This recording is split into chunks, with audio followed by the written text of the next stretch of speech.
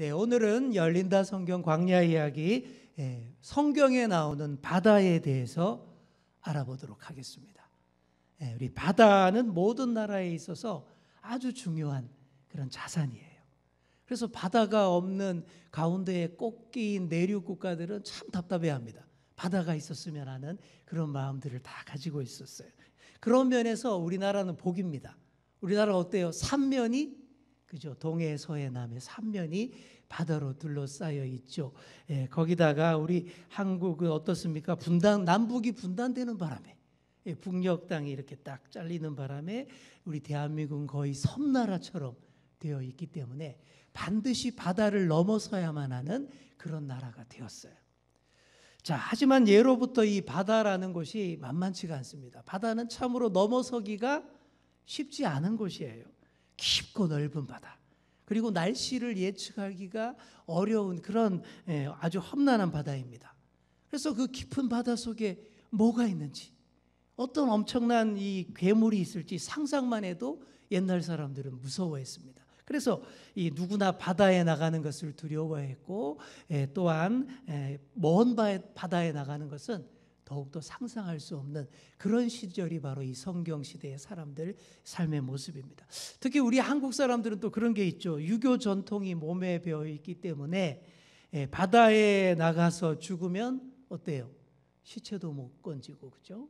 그러면 그 넋을 위로할 수 없다라는 그런 유교적 관념이 몸에 쫙 배어 있었기 때문에 옛날부터 배 타는 일을 꺼려했고, 또 바다에서 싸우는 해군이 되는 것을 또 죽기보다 싫어했던 그런 전통도 있습니다. 공포의 바다, 죽음의 바다라는 이런 이미지는 바다와 접한 모든 나라 민족들이 다 가지고 있는 공통된 이미지예요. 그래서 광야의 백성인 이스라엘 민족에게도 바다는 두려움과 혼돈의 장소였습니다. 칠흑 같은 어두움이 지배하고 바닥을 알 수가 없잖아요. 바닥을 가늠할 수 없는 그 바다. 이 지중해 바다 같은 경우에는 수심이 1800m, 굉장히 깊은데 그보다 더 깊은데 또 홍해 바다는 더 깊다고 합니다. 어떠한 닻을 내려도 닿지 않는 끝없는 나락의 심연, 그 자체가 유대인들에게는 바다, 그 공포인 거예요. 여러분, 무저갱이라는 그런 장소 성경에 본 기억이 있죠. 무저갱이 무슨 뜻일까요? 없을 무자, 바닥 저자, 구덩이 갱자. 이게 뭔 말이에요? 바닥이 없는 구덩이라는 뜻이에요. 지옥과 같은 의미로, 음부와 비슷한 의미로 쓰이는 단어가, 장소가 무저갱인데 정말 거기에 떨어지면 끝없이 떨어지는 그런 구덩이라는 뜻입니다. 무저갱. 이 공포죠. 공포 그 자체예요.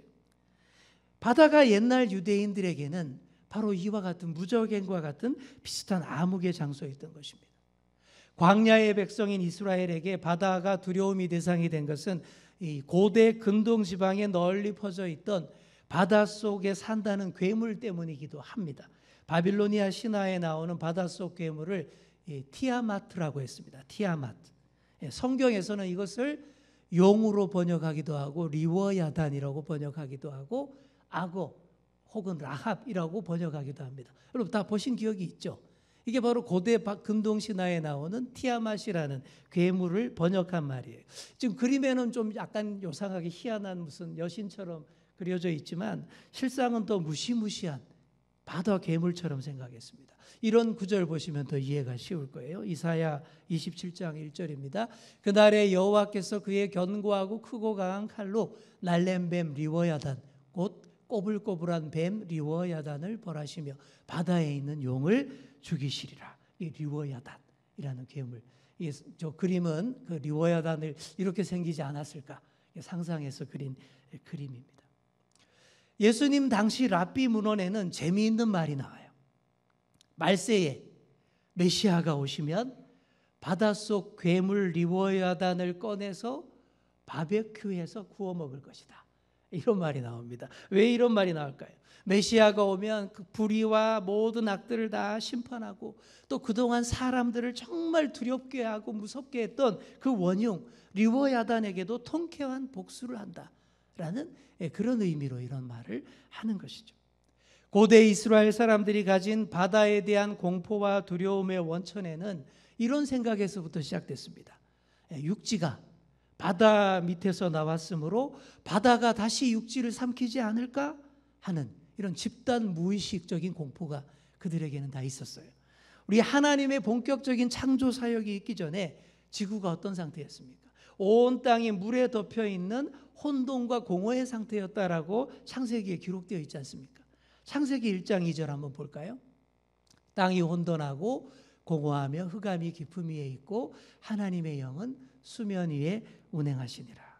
자, 바로 이런 상태의 지구에서 하나님이 천지를 창조하셨고 셋째 날 창조해서 이 땅을 물에서 드러내셔서 육지와 바다를 다 구분하셨다라는 것이 우리 창세기의 기록입니다.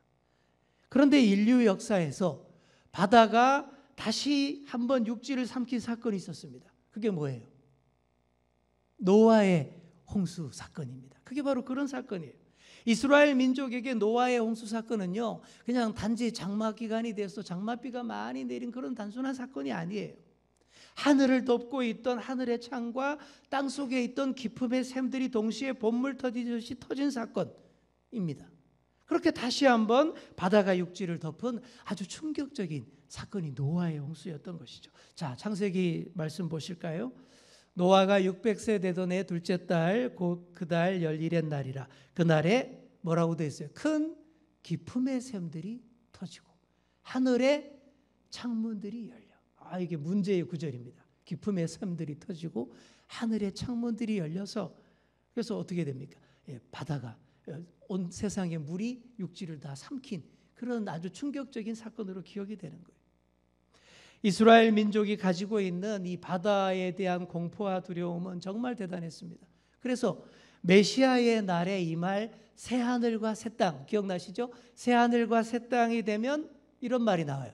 바다가 더 이상 존재하지 않는다. 이런 말이 나와요. 바다를 얼마나 두려워했으면 주님이 다시 오시면 바다는 다시 없을 것이다. 이런 구절이 계시록 21장 1절에 나와 있어요. 자, 보시면 또 내가 새하늘과 새 땅을 보니 처음 하늘과 처음 땅이 없어졌고 바다도 다시 있지 않더라. 그동안 바다가 얼마나 무서웠으면 예수님 다시 오시면 바다가 다시 없을 것이다. 자, 그리고 그동안 수많은 사람들의 목숨을 삼켜버렸던 바다가 메시아의 날에는 죽은 자들을 모두 토해내고 각 사람은 자기 행위대로 심판을 받게 될 것이다 라는 말씀도 있습니다. 계시록 20장 13절 우리 함께 읽어볼까요? 시작. 바다가 그 가운데에서 죽은 자들을 내주고 또 사망과 음부도 그 가운데에서 죽은 자들을 내주매 각 사람이 자기 행위대로 심판을 받고. 저기 오자가 하나 있네요. 죄송합니다.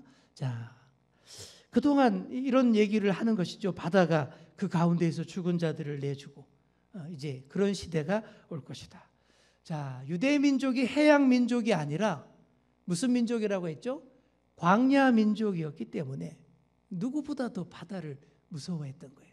해양 민족인 두로와 시돈, 블레셋 사람들은 바다를 별로 안 무서워했어요. 그 사람들 늘 바다에서 그냥 배 타고 다니고 무역했습니다. 근데 이스라엘은 그게 안 되는 거예요. 자, 이런 바다에 대한 이스라엘 사람들의 이해를 기초로 해서 바다가 등장하는 여러 성경의 본문들을 하나씩 살펴보도록 하겠습니다. 자, 첫 번째 바다는 출애굽 후에 만난 홍해 바다입니다. 자, 출애굽 직후에 이스라엘 백성이 맞닥뜨린 첫 번째 장애물은 바로 홍해 바다였어요. 뒤에는 애굽의 바로의 전차 부대가 막 바짝 추격해 오고 있고 바로 앞에는 도무지 건널 수 없는 홍해 바다. 여기 끼어 있어요. 자, 이런 진퇴양난의 상황에서 하나님이 어떻게 구원하셨습니까? 우리 출애굽기 14장 21절 함께 읽겠습니다. 모세가 바다 위로 손을 내밀매 여호와께서 큰 동풍이 밤새도록 바닷물을 물러가게 하시니 물이 갈라져 바다가 마른 땅이 된지라. 아멘. 바닥을 알 수 없다던 홍해를 동풍으로 갈라서 그 바닥을 위풍당당하게 걸어가게 하셨습니다. 여러분, 이게 굉장히 의미가 깊은 거예요. 바닥을 모른다라는 것이 이스라엘의 사람들에게 최대의 공포였어요. 저 밑을 모른다. 이게 공포인 거예요. 그 바닥을 모른다라는 것. 자, 그런 그들에게 우리 하나님이 홍해를 가르신 일은 어떤 일입니까? 바닥을 보여주신 사건이에요. 바닥이 이래 쫙 여기 걸어가. 그런 거예요. 그래서 그 바닥을 이스라엘 백성들이 발로 팍팍 밟으면서 힘있게 그 바다를 건널 수 있었다라는 거예요. 여러분, 이게 아주 놀라운 사건이에요. 유대인들이 굉장히 중요하게 생각하는 사건이 홍해를 갈라서 그 바닥을 건너간 사건. 이게 집단 치료입니다. 바닥을 모르는 바다에 대한 시작된 뿌리 깊은 두려움을 하나님이 이렇게 치료해 주신 거예요. 그렇게 건너가게 하신 하나님. 얼마나 멋진 우리 하나님이십니까? 저와 여러분도 하나님 말씀에 의지하여서 깊은 바다의 바닥을 직접 발로 밟고 다 건너가게 되시는 그런 저와 여러분 다 되시기를 소망합니다. 자, 두 번째 바다는요, 요나가 던져졌던 바다, 지중해 바다입니다. 지중해는 유대인들이 대해, 아주 큰 바다라고 부르던 진짜로 넓고 큰 바다였습니다. 그 지중해 바다에 깊이 빠졌던 사람이 바로 요나였어요. 자, 왜 그렇게 된지 아시죠? 유대민족을 그렇게 괴롭혔던 아수르의 수도 니느웨에 가서 하나님 말씀을 전하라 라는 이 하나님의 명령을 요나가 정면으로 거부했습니다. 그래서 니느웨와 정반대 방향, 어디로 갔다 그랬죠? 다시스라는 곳으로 가는 배를 탔습니다. 자, 그렇게 말 안 듣다가 폭풍 치는 지중해 바다에 푹 던져졌어요. 요나의 마음에는 그런 마음이 가득했을 거예요. 내가 차라리 저 무서운 바다에 던져질지언정 우리 조국의 철천지 원수 니느웨 가서 복음을 전하고 싶지는 않다. 이런 마음이 있었을 거예요. 근데 어느 정도 이해는 돼요. 그죠? 그렇지 않습니까? 정말 우리를 괴롭혔던 민족이 있으면 거기 가서 전도할 마음 잘 안 나지 않습니까? 이 요나가 그런 마음이었던 거죠.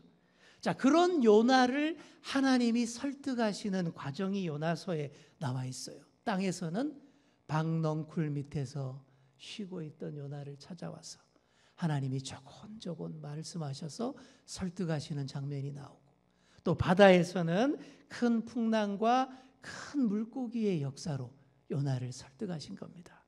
요나가 바다에 던져지니 그 거친 바다가 잠잠해졌죠. 그리고 꼼짝없이 바다 밑으로 가라앉을 수밖에 없었던 요나를 우리 하나님께서 큰 물고기를 시켜서 삼키게 했습니다. 여러분, 이게 물고기가 요나를 잡아먹은 게 아닙니다. 바다에 빠져 죽을 수밖에 없는 요나를 하나님이 물고기를 보내서 물고기 뱃속에 요나를 피신시킨 거예요. 이걸 알아야 돼요. 그렇죠? 그렇게 3일간 요나가 물고기 뱃속에 안전하게 있다가 그 속에서 뭐 하겠습니까? 그 상황에서 누가 기도 안 하겠습니까? 그죠? 물고기 뱃속에서 3일간 열심히 기도하고 또 고난의 노래를 부르고는 구원을 받은 것이죠. 이런 하나님의 인자하심 앞에서 꺾이고 녹아나지 않을 장사가 누가 있겠습니까? 이게 두 번째 바다였습니다. 자, 마지막으로 갈릴리 바다 한번 살펴보겠습니다. 자, 사진 볼까요? 이거 잘생겼다, 그죠? 자, 이 사진은 2000년도에 제가 성지순례 갔을 때 갈릴리를 오가는 배 위에서 찍은 사진입니다. 이때는 제 나이 30세, 아주 빳빳하고 파릇파릇할 그런 때였죠, 그죠? 이 배 위에서, 이 갈릴리를 오가는 배 위에서 예배도 드리고 성찬식도 했는데 너무 좋았어요. 갈릴리 바다는 진짜 물이 좋은 곳이더라고요. 정말 물 좋다라는 느낌을 했던 저 갈릴리 선상입니다. 자, 먼저 잠깐 개념 정리부터 먼저 할게요. 자, 갈릴리가 바다입니까? 호수입니까? 우리는 다 알고 있죠, 그죠? 제대로 교육을 잘 받은 현대인들에게 갈릴리는 지도와 보시다시피 내륙 안에 있고 짠물이 아닌 민물이기 때문에 호수가 맞습니다. 우리는 바다와 호수를 명확히 구분할 줄 알아요. 자, 그런데 옛날 이스라엘 사람들에게 갈릴리가 바다예요, 호수예요 물어보면 도통 무슨 소리인지 이해를 못합니다.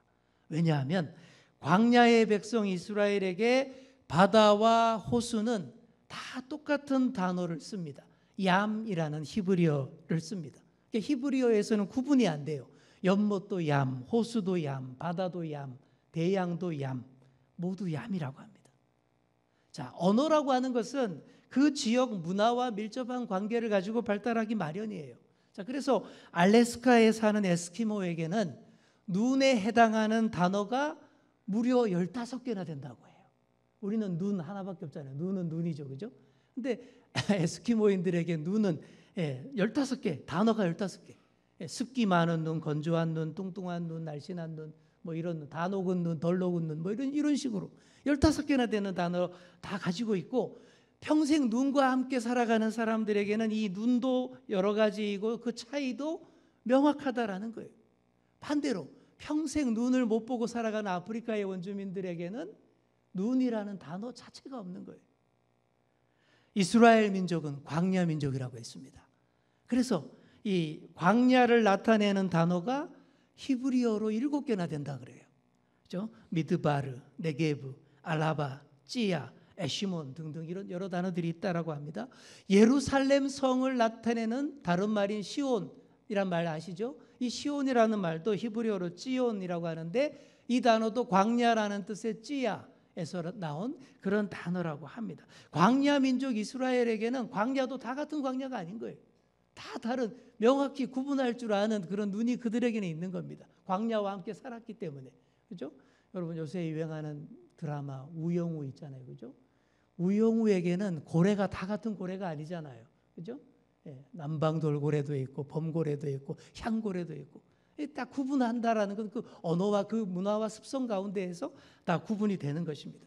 자, 그래서 이스라엘은 광야는 7가지로 구분해서 딱 파악을 하는데 바다는 구분 못합니다. 그래서 물만 많이 모여 있으면 다 얌이라고 퉁쳐서 얘기합니다.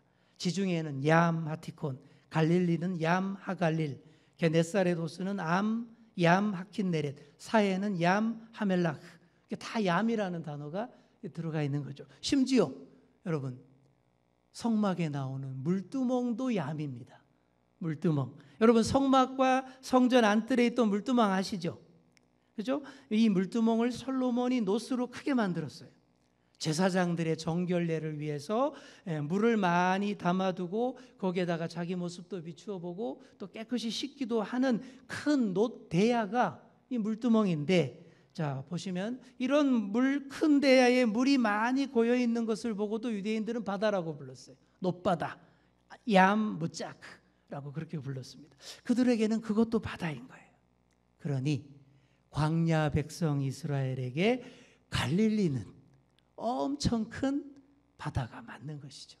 그들은 호수라고 안 부릅니다. 바다라고 하는 거예요. 얌이라고 하는 거예요.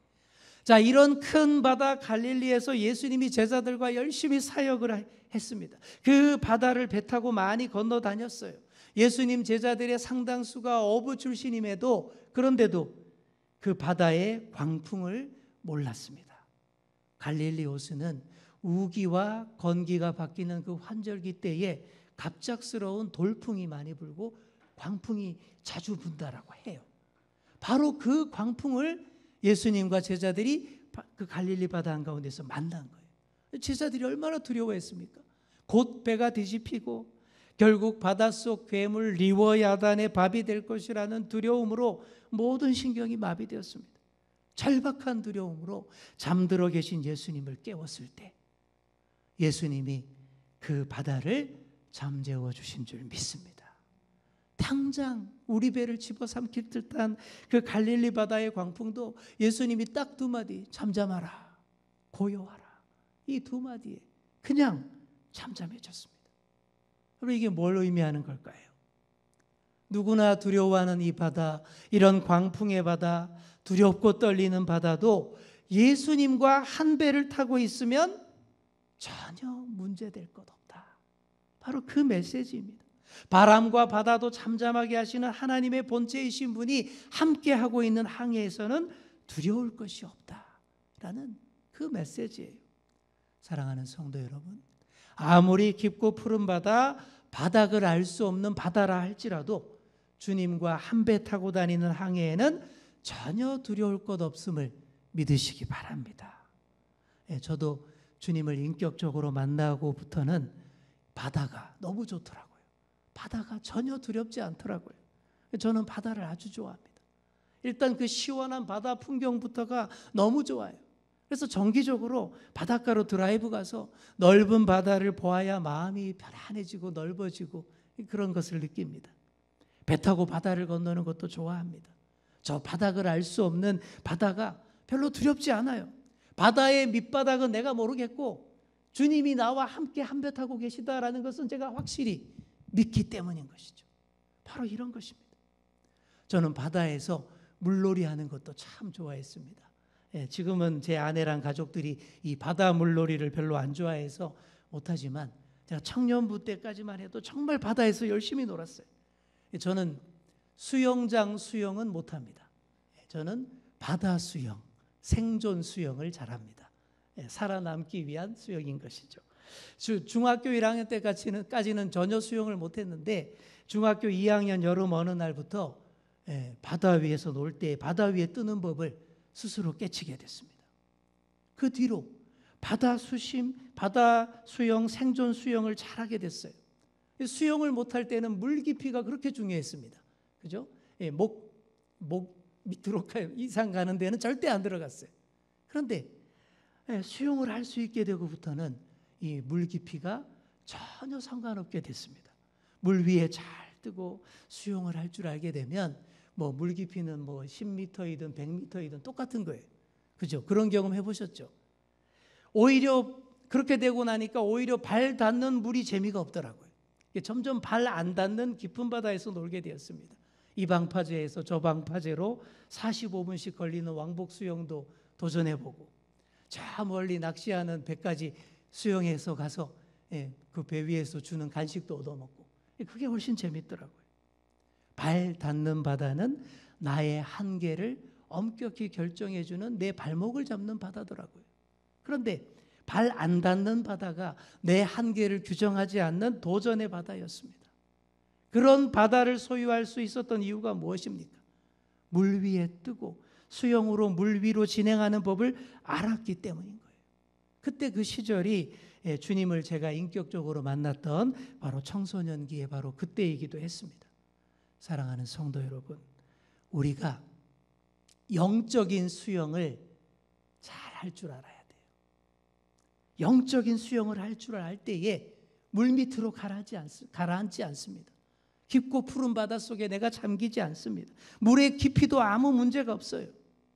주님을 만나고 주님을 사랑하고 주님 안에서 자유롭게 영적으로 헤엄치시는 그런 여러분 되시기 바랍니다.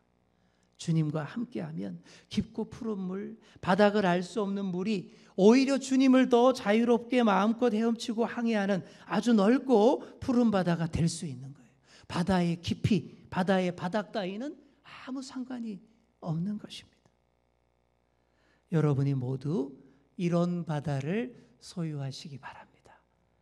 과거 유대인들처럼 암흑의 바다, 죽음의 바다, 사망과 혼돈의 바다, 그런 바다로 살면 안 되지 않습니까? 넓고 푸른 바다, 주님과 함께 자유롭게 끝없이 헤엄쳐가고 항해해가는 그런 낭만의 바다가 좋지 않습니까? 이런 하나님 의지하시기 바랍니다. 우리 하나님은 두려운 바다를 홍해처럼 그 밑바닥을 직접 밟으며 건너가게 하시는 그런 분이십니다. 또 우리 하나님은 깊이를 몰라서 두려워하는 그 바다 위로 함께 나와 한 배를 타시고 배저어 가시는 그런 분이십니다. 그러니 그 바닥이 어떤지 그 깊이가 어떤지는 상관하지 마시고 주님과 함께 항해하는 자유롭고 은혜롭고 더 풍성한 바다를 넉넉히 소유하시는 그런 저와 여러분 다 되시기를 간절히 축원합니다.